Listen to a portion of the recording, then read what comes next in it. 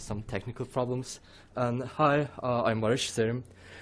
Today I will speak about the work we have done at the University of Helsinki, pointing while looking elsewhere, designing for varying degrees of visual guidance during manual input. So it's good to be now here because there has been this build-up about eye and gaze, and for those maybe who want to use mouse as a kind of a surrogate for gaze, it is bad news because that talk is about uncoupling these two, uncoupling manual input and gaze, and maybe it could at least be useful in some cases.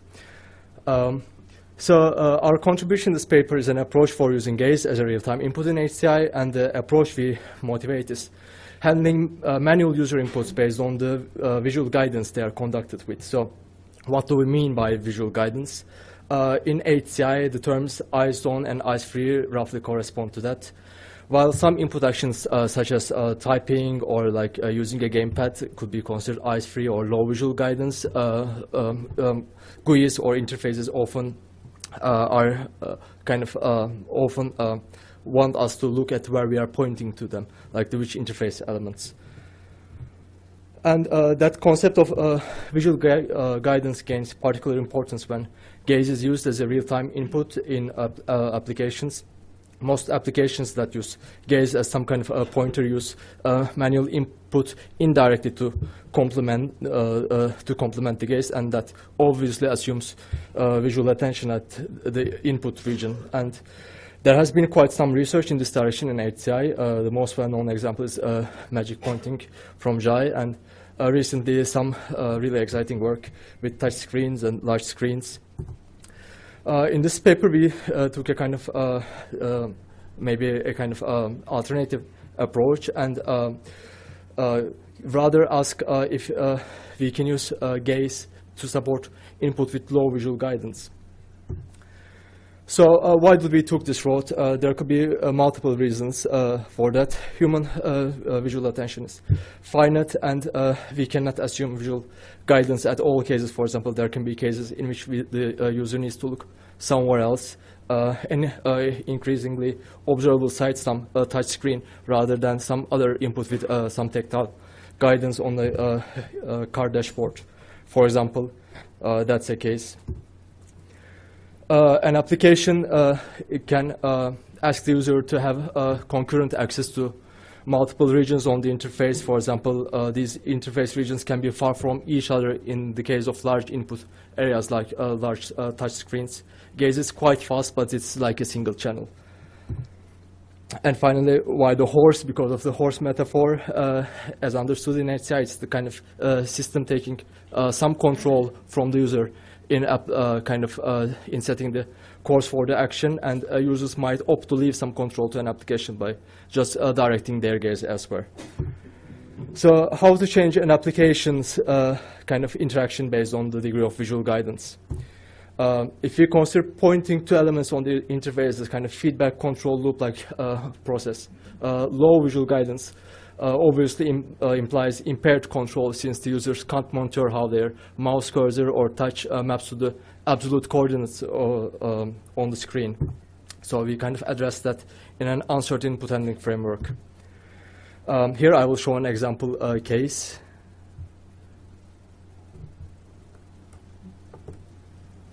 If the video works.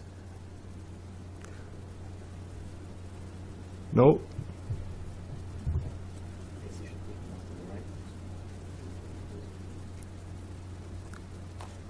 I'm not sure, it might have crashed.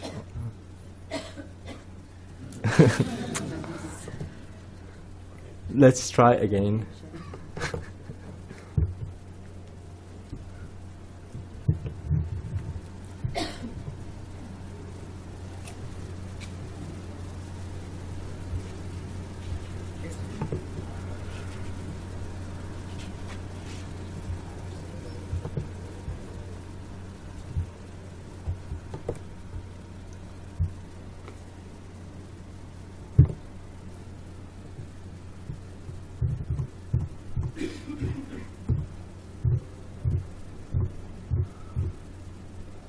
So, do you know any other way? Okay. thanks. So, for example, in the case of visual guidance, the system picked the exact hue that corresponds to my finger, while in the case of low visual guidance, which you see, sorry, while in the case of low visual guidance, it rather did something different. Here, it picked the exact hue, but in the case of low visual guidance, it behaved somehow different. So what happened? Let's kind of break that into components. First, in the case of low visual guidance, the application used an area cursor rather than a single point, and that's based on the fact that we are much less accurate when we are not looking at where we are pointing to. And the second case in that is that how to choose the action in the case of ambiguous touch. In this case, the application can use various other resources for kind of moving this uncertainty. It could be some other contextual resources, for example, the interaction history. If I have picked up an earlier hue there and then look somewhere else, but then point to the same region, maybe the system can interpret that, okay, so the user already knows what she is or he is looking at, so it just picks the earlier action from there. And it can also maybe use various visual feedback techniques, for example, by expanding the cursor both to kind of increase the awareness of the user on the edge of the visual area, and also to indicate that, okay, now it's an area cursor. And in addition to that, it can the information content around the user's manual input can be overlaid to where the user's gaze is directed. That here. Okay, that's my fault because I don't use PowerPoint.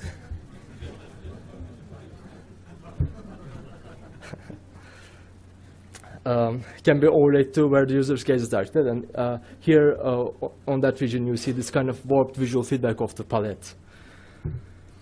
And so, kind of a recap of how our approach compares to others. In the first place here, you have this kind of most of the interaction. Touch input or like any kind of manual input is interpreted as direct, and the system is completely insensitive to where the gaze is, for example, if you look there or there. And in the cases, for example, which I have introduced in the beginning in the earlier work, is that when the gaze is used as pointer, it's mostly indirect manual input, and gaze coordinates are kind of used for actions. And in the low visual guidance, we still keep the touch input as direct, but also uncertain based on the gaze. For example, if the gaze is far or near.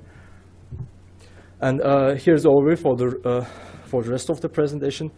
First, I will talk about a kind of early quantitative study we have conducted to understand the input offset while not visually attending to the target. Then I will present some example applications that show these use cases, and then also the participant feedback and the video analysis of these. And finally, I will conclude by revisiting the concept of spatial multiplexes. So that's what the hardware looked like, and here at the bottom you see the eye tracker. We conducted that study to find out how oft the participants will perform with low visual guidance. The participants had to keep their gaze inside the circle, which you see there, while pointing to the red target that's also shown inside the circle. Hope it's also visible from the back. And here is what it looks like. Just for you to get a sense of, so that's what the kind of task basically looked like. They had to point and while looking inside that circle. Okay, and that gives us that kind of scatter plot. Here you see the data across all the participants. We divided all the data into 4 blocks, which you see on the graph. And we then took 95 confidence circles that correspond to these regions. As expected, the more participants were looking away from the target, the more they were off also regarding pointing accuracy. And that kind of data can also be used to kind of plot a tentative profile for how to scale the area cursor in these cases. The more details are on the paper. Now I will present a number of applications that show these use cases. And here is an image exploration tool that allows multifoci interaction with multiple touch points. You see the world population density map. And if a touch is conducted with visual guidance, here the feedback is shown right under the finger of that region.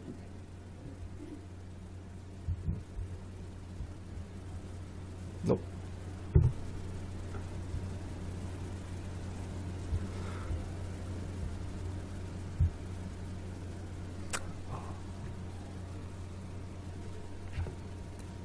Okay, it's recovered, hopefully.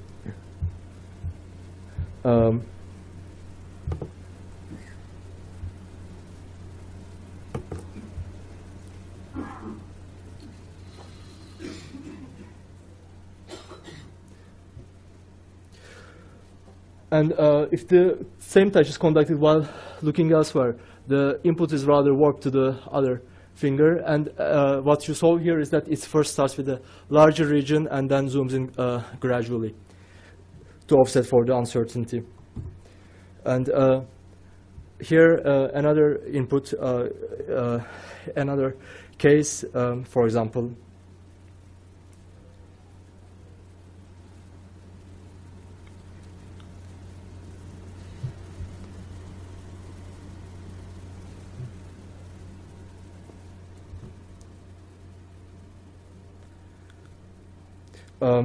that was another multifoci application. That's the flight wing of US.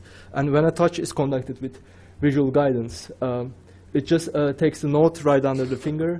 But if the same touch is conducted with low visual guidance, then it rather takes a larger region first, but then uses the gaze context, which you see on the left, to kind of choose which links to show to that region. So that's another case.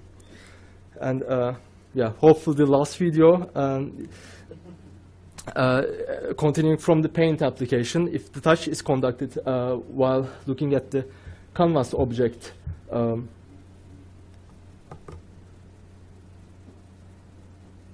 it paints. I can explain in advance. But if the touch object, for example, is conducted while looking elsewhere from the exact region of touch, it rather moves the canvas, and that's based on the insight that for painting, I need maybe that kind of fine manipulation task. I need to look at where I'm pointing to, but for moving the canvas, it has something that has an area effect. So it rather moves the canvas in that case.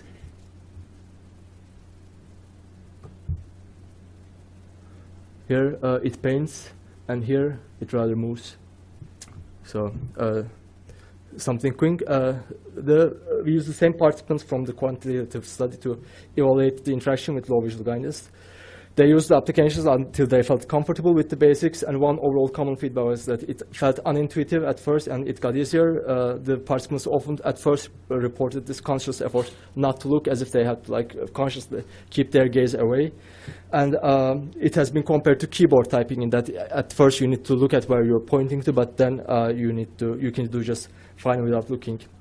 And also the gaze context at some cases has been kind of compared to this third hand, like an additional pointer. I won't go over this because they are best shown in the video, but there were some cases in which the positional uncertainty has been wrongly interpreted by the system. For example, when the user just kept his hand on one target, looked away, pointed there. So in this case, the users knew exactly where they were pointing to, but because the kind of application only has the on-touch screen data, it was not able to see that. And edges were also everything kind of interesting regions, because sometimes participants just pointed on the bezel area, but they just have also been used as a kind of tactile guides by using the other four fingers and using the thumb, for example, on this thing. So.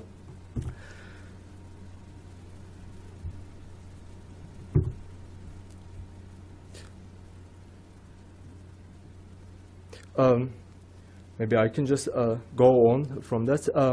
At this point, I would like to go back to the concept of spatial multiplexes applied to SI by Fitzmaurice and Buxton, and it has been our main motivation for this work. It has been, for example, it's important to tell between this kind of different types of spatial multiplexing. Most notably, this single object and multiple object for multiplexing. For example, I can modify an object, single object also with two hands, but it is kind of something different when modifying two objects at the same time with two hands, for example, that was seen in the world population density map with concurrent, what Tuddenham calls concurrent unimanualism, and also when they have to kind of rapidly switch between two hands, that's called lateral sequential manualism. And also, it could be extended to kind of not just input, like inputting to two different areas, but also, for example, when they have to look at one region, and then they, for example, input to another region, kind of this spatial multiplexes between perception and manipulation. For example, if we type somewhere, but then look at the text box, maybe we can also kind of consider these cases as spatial multiplexes cases. And finally, we can extend multiplexes to the cases in which eyes are not only used for perception, but also as a kind of gaze input. And here, in these cases, we can still preserve touch as a kind of direct input when we point to. And here, I want to conclude with some remarks about the use of gaze. Gaze as a real-time input can be widespread in the near future, and that kind of requires rethinking of the role of manual input. At the same time, since eyes are already loaded with perception, our various interventions comes with assumptions about how action entails perception. And in this paper, we contributed to an approach in which gaze is used to qualify direct manual input rather than replacing it. So thanks all, and I would like to have your questions. Time